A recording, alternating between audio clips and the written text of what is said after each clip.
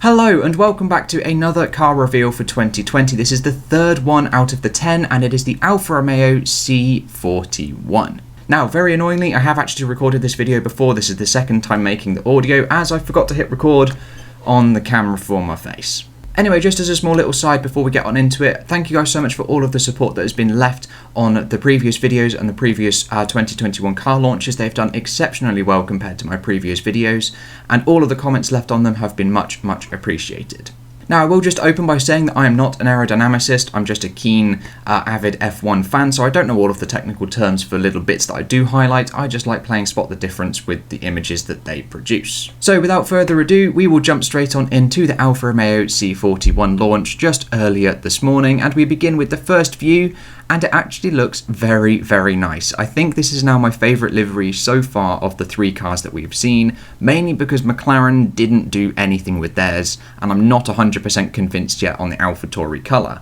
But honestly, there isn't too much changing going on here, but definitely when we get on into this next view from the rear, it is much the same. Not gonna lie, I did think it was the front view that came up next, which is why I was leading up to a big sort of change, but the rear has stayed the same, very similar to the side profile that we've just seen. However, now we move on into the big change that I thought was coming up.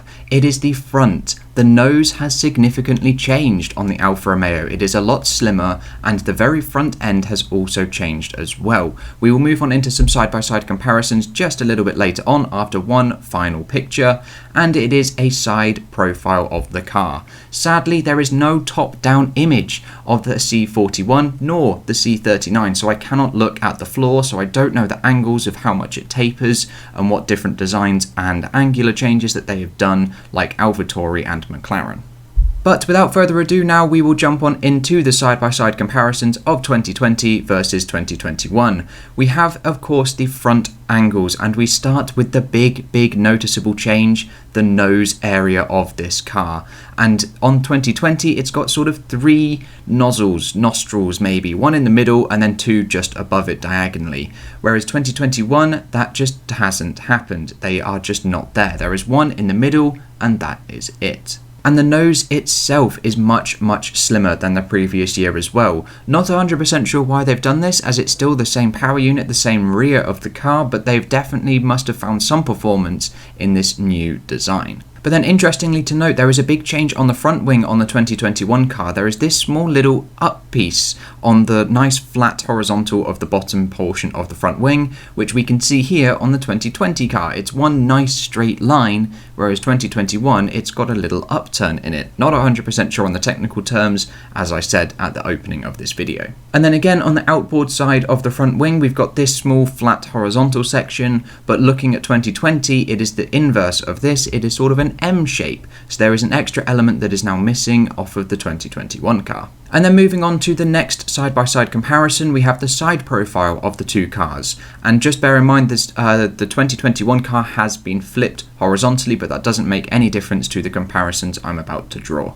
However, there isn't that many at all, and we begin with this section of the barge boards. Now, I'm fairly sure the more I look at this, the more I think it is just a livery change, as this section is white with Husky written on for 2020, and down on this section here of the barge boards, it is now just black carbon fibre. So I think it is just a small optical illusion, but I'm not 100% sure if the shape or the design has fully changed. And then equally on the 2021 car, the rear wing has stayed much the same as it has on the 2020 car. But like I've said in the Alfa Romeo or the AlphaTauri and the McLaren videos, the rear wings sort of change race to race, so it's not ideal just yet to compare them side by side. But then a very noticeable difference is actually the shark fin section. So here on the 2020 car, it goes up and over and then down, whereas 2021, it doesn't. It sort of follows a lot closer to the engine cover. There is no extension of this shark fin area. And then finally we have a rear comparison of the car. Now all of the details I'm about to draw come from the rear wing, which I have literally just said that you can't really draw too many details from, but unfortunately that's all I can draw, as there are the only differences here.